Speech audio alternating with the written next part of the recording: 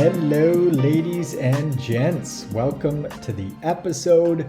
Now, what originally sparked the idea for this nutrition for children topic was this little girl that I saw in the grocery store about a week or so ago.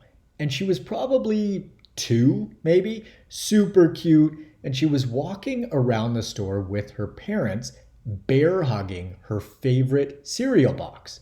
She didn't want to put the cereal in her parents' cart. She had to hold it the whole time.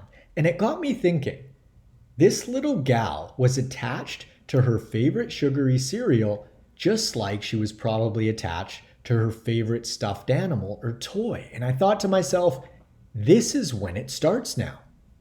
2-year-olds are getting hooked on these hyper-palatable junk foods essentially as soon as they start eating anything other than breast milk. And so I figured, man, this episode is overdue. Now, a little disclaimer, I don't have children yet, as far as I know. However, I do have 2 little nieces who are 3 and 5. And so the info that we're about to cover is exactly how I recommend that my sister feed her gals. And if/when I do have kiddos, this is precisely the approach that I'm going to take. I'm also going to cover some helpful time-saving tips around getting groceries, meal prep, and essentially just saving time because parents have a lot going on. So let's dig in. The first food that my kids would eat would, of course, be breast milk because it is the perfect food for babies. It has the ideal ratios of protein, carbs, and fat. Mother Nature has this stuff figured out. Now, if for whatever reason my partner wasn't able to breastfeed, I would do my absolute best to track down actual breast milk instead of opting for formula that some big food corporation throws together in a factory because, well, I think it's obvious, the real thing wins.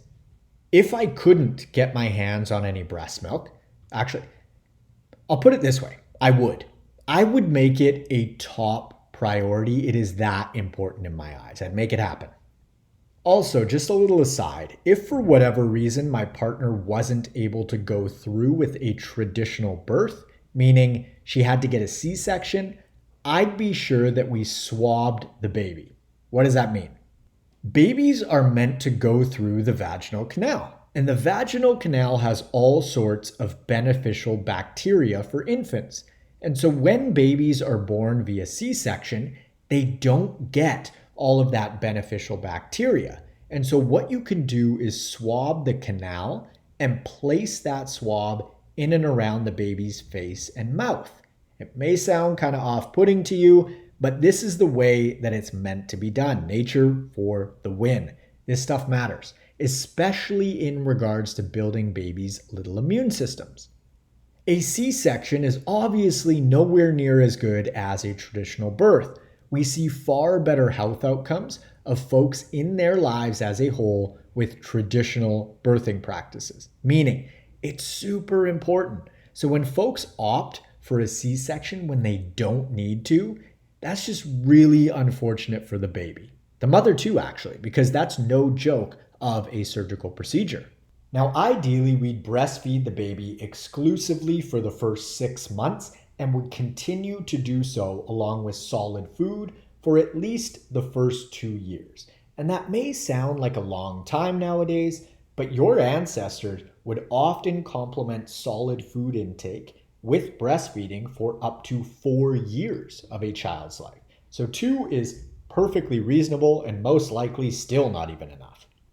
After 6 months, the baby's energy demands begin to outpace the mother's ability to produce breast milk, and therefore we'd introduce some solid foods, which would be super nutrient dense, single ingredient, whole foods with one obvious caveat, that they're in forms that my little one could handle. For example, if you listened to the 10 Healthiest Foods episode that I recently released, I would start with a bunch of those foods. However, I would prepare them in a way that you essentially don't need teeth to break them down because 6-month-olds don't have teeth yet. Personally, I wouldn't buy prepackaged purees and stuff like that. I would just make my own if need be And as far as super nutrient dense options like meat, fish, seafood, eggs, etc., I would pre-chew them for my babe. Sounds kind of gross, but if you have kids, I'm sure that you're like, whatever, we're family. So essentially, I do the chewing for my kiddo so that they can get all of those amazing nutrients that these whole foods contain, but they're not quite able to access on their own yet due to lack of teeth. Now, as babies transition into toddlers and children, this is where things can really fall off track because the whole notion of quote unquote kids' foods or a kid's menu at a restaurant has been completely fabricated by companies that want to sell food products to parents for children. And I say products because that's what they are. They are not the same as real whole food in its original form. Cereal, chicken fingers, mac and cheese, sugar-filled packaged oats, and yogurts. Children are humans, just like adults. We are the same species. And so the idea that kids should eat differently is loco. We are the only animals that do this. Lion cubs don't have a kids menu, and little bears eat what big bears eat. And so this leads to a super important point. Parents will often say that their kids are picky eaters. And picky eaters are not born, they're created. And we can't blame the kiddos in the slightest because if I was to feed my kid really well for the first, say, year or two of its life, and then I start introducing all sorts of hyper-palatable treat-like foods, i.e., crackers, chicken fingers, cereals, flavored yogurts, desserts, all sorts of bullshit, of course my kid isn't going to want to go back to eating a nice piece of salmon with some sweet potatoes because, comparatively speaking, that stuff doesn't taste nearly as good and it doesn't light up their little brains in the same way because these foods are literally created by food chemists. Food chemists establish something called the bliss point, and they test this. They alter formulations of all of these hyper-palatable foods with the perfect combinations of sugar, fat, starch, salt, and umami in order to make them as tasty and addictive as possible. So again, picky eaters are not born, they are created.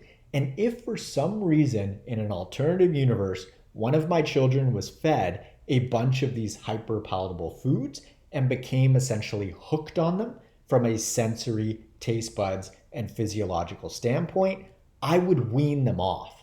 Now, we may have a few meals that get skipped because if my kid threw a tantrum and said that they wanted mac and cheese and not steak, greens, and some fruit, well, mac and cheese is off the menu now. And I know, physiologically speaking, that they're not going to skip very many meals. The steak, greens, and fruit is going to be super appealing. It's only a matter of time and not much time at that. I can just hear some Karen being like, that's child abuse, your kids need to eat. And that's one perspective. Personally, I think that feeding growing and developing children hyper-palatable foods that we know for a fact lead to things like diabetes, obesity, and every single disease that you can name is a lot closer to child abuse than feeding them what they've evolved over millions of years to eat. But hey, everyone is entitled to their own opinion. And the question that I like to ask myself in situations like this is, what's the most loving thing to do? In my eyes, that's to do the hard thing now, i.e., let my kid have their tantrum, probably go to bed a tad bit hungry once or twice, and set them up for success big picture over the course of their whole lives versus cater to their food preferences that I created via feeding them funky food and almost certainly have them be nutrient deficient because I think that everyone agrees that processed foods are not nutrient dense or healthy in the slightest.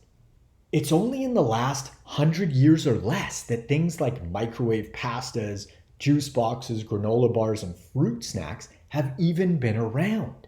These things are very new, and no wonder why our kids are struggling so much. Like, children are getting diagnosed with type 2 diabetes before 10 years old. This has never happened before. We are sicker than ever. So again, I circle back to this question. What's the most loving thing to do? Kid food is adult food, and adult food is kids food. We are all humans. Portions will differ, but choices should not. You are definitely not going to see my partner and I making separate dinners for our kiddos. Not going to happen.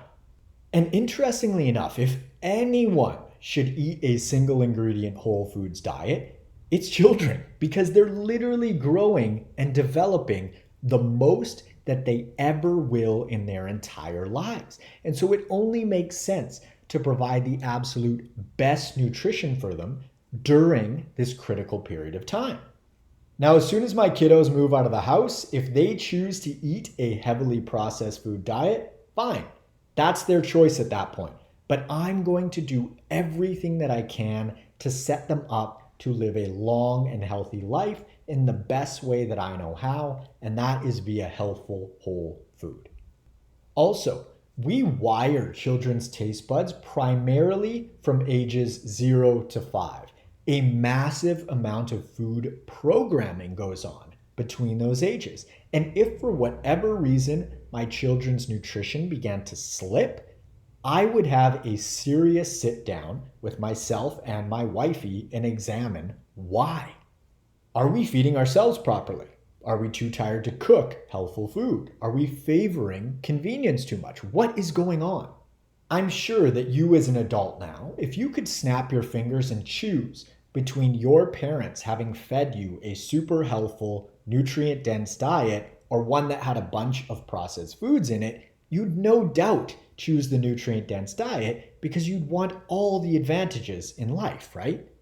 Life is hard enough as it is, and we know that when kiddos don't get adequate nutrients, they experience things like cognitive impairment, stunted growth, dental issues, and developmental delays, just to name a few. And unfortunately, some of these impairments and delays are permanent because this time is so vital as they're growing, and you cannot unwind that tape. What's done is done in a lot of instances. Also, one of the coolest things is that kids behave far better when they're well fed. Tantrums don't happen nearly as often.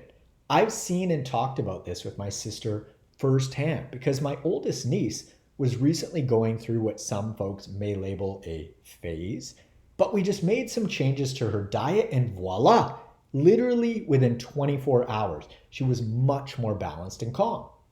The equivalent of an adult getting hangry is a child throwing a tantrum. If their blood sugar levels are all over the map because they're eating shit food, they're physiologically impaired. So, not only do they have to go through that themselves, they often get punished for behaving poorly or labeled something like a problem child. But we created the issue more times than not by feeding them in a way that led to said behavior. Talk about a catch-22 for these little guys. They don't buy the groceries, they eat what their parents give them, and then their little brains and bodies are so physiologically stressed that they act out and then they get punished for it or told they have ADD or ADHD. I mean, there are massive consequences to this stuff.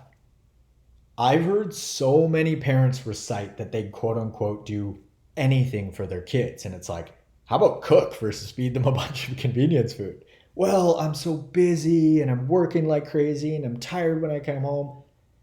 All right, but that doesn't sound like you do anything. But okay. Also, selfishly speaking, if I feed my kids a better diet, they're going to behave better and sleep better, which just makes my life easier. Now, on the other hand, if I've created a picky eater, I'm going to need to essentially undo that damage that I created via transitioning them back to healthful whole foods. And then once I do, everybody wins. A few key nutrients that I'm going to be sure that my kids get. Fat-soluble vitamins like A, D, E, and K2, choline, glycine, iodine, EPA, DHA, zinc, iron, copper, calcium. And fortunately, if you're thinking, well, shit, I don't know anything about those nutrients or what foods contain them, single ingredient whole foods have them. And so you don't really need to know all that much about nutrition specifics because, shocker, single ingredient whole foods that Mother Nature created are loaded with them. She's made it pretty darn easy for us.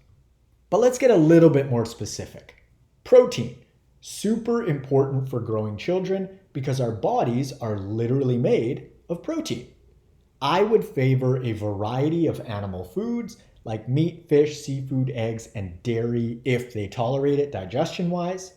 Carbs like sweet potatoes, squash, fruit, vegetables, plenty of animal fat, which often comes along with the protein sources.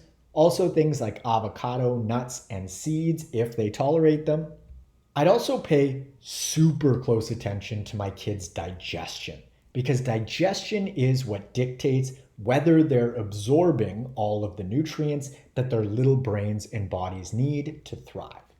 Would I supplement? Probably not. I'm not going to give my kids gummy multivitamins and shit like that. I'm just going to make sure that they're eating healthful whole foods that contain all of these vitamins and minerals in their whole food form.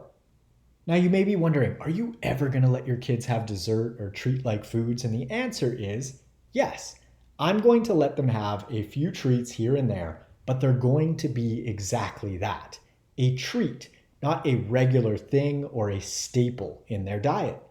Also, when they go to friends' houses or birthday parties, I'm not going to stress too much about this unless they have specific food allergies and or sensitivities.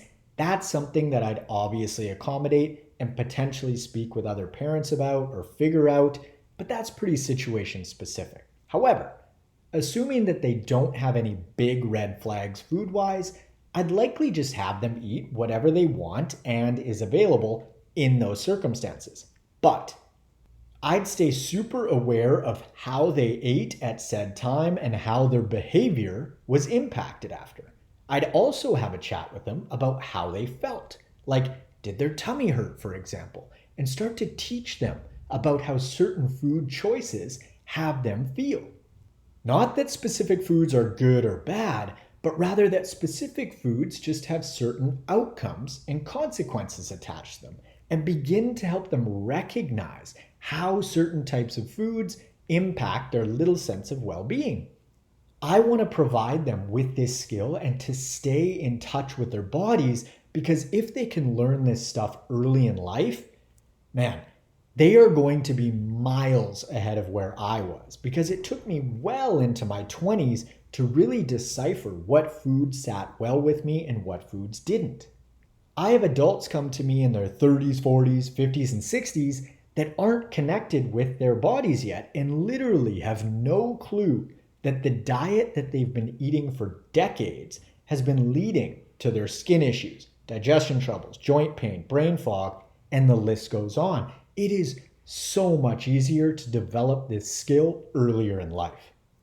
And no, it's not food obsessive.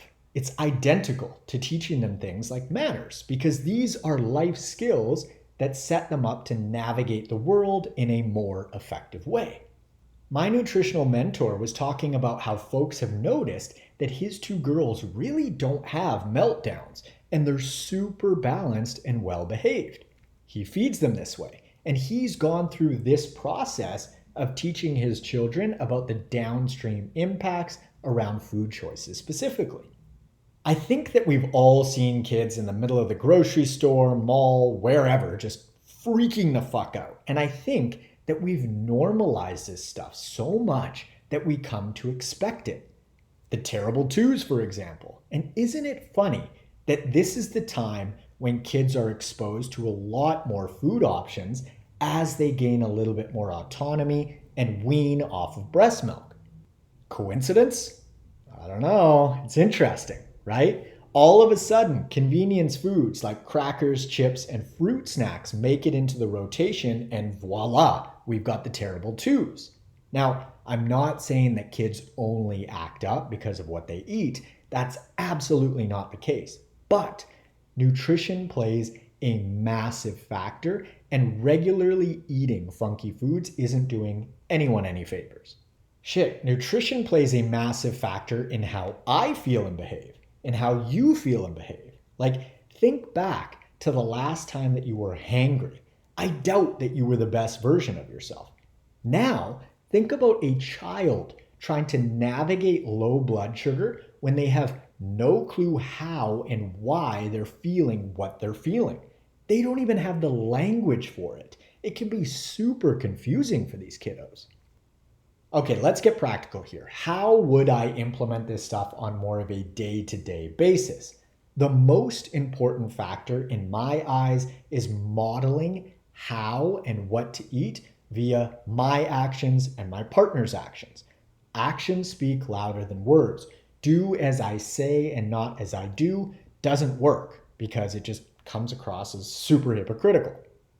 So, we'll eat as a family and we'll eat the same meal because A, we ain't cooking more than one, and B, I should be eating the way that my kids should be eating and vice versa.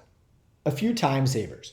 Grocery delivery, so things like Instacart, are absolute game changers. You literally don't even have to go to the grocery store to eat super healthful food nowadays. It's incredible. Batch cooking and having leftovers is massively convenient, and also just creating an experience around food can be really beneficial for kids. Sitting down, talking about everyone's day, nourishing yourselves. The dinner table is quite literally a sacred place because if you think about what we do all day, when you really boil it down, it's all about food.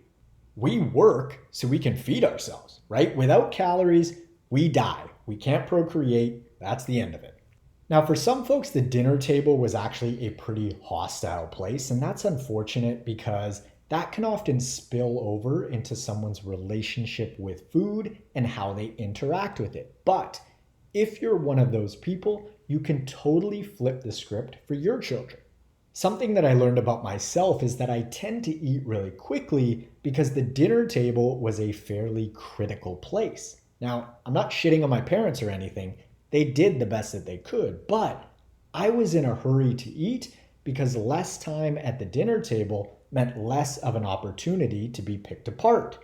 There are all sorts of sneaky little things that impact us long term. How we interact with food is a big deal. Being that you're interested in this podcast episode, you'll probably like episode 178 titled How to Have a Healthy Baby. And this dives into putting yourself in the best position possible in order to have the healthiest baby. And spoiler alert, this doesn't just apply to women. Men contribute 50% of the DNA. And so it's equally important for men to take care of themselves as it is women in regards to conceiving. As we start to wrap up here, the guiding question or North Star for me and my family is going to be, what is the most loving thing to do? And the truth is that it isn't necessarily going to be the easy option in the moment. It's probably going to require a little bit more time and effort. But that makes sense because convenience has a cost, and the monetary one is often the least of it. If you're interested in applying for one-on-one nutritional coaching and or workout design with me, you can click the link in the description below or head on over to n1fitness.com/coaching. On Instagram, I'm at N1Fitness. On TikTok, I'm at the N1Fitness. And on YouTube, I am at Marcus Sadu. Feel free to leave us a 5-star review on your favorite podcast platform if you'd like to. Be sure to hit the subscribe button. Thanks so much for tuning in. I hope that you found this episode useful, and I will catch you on the next one. See ya.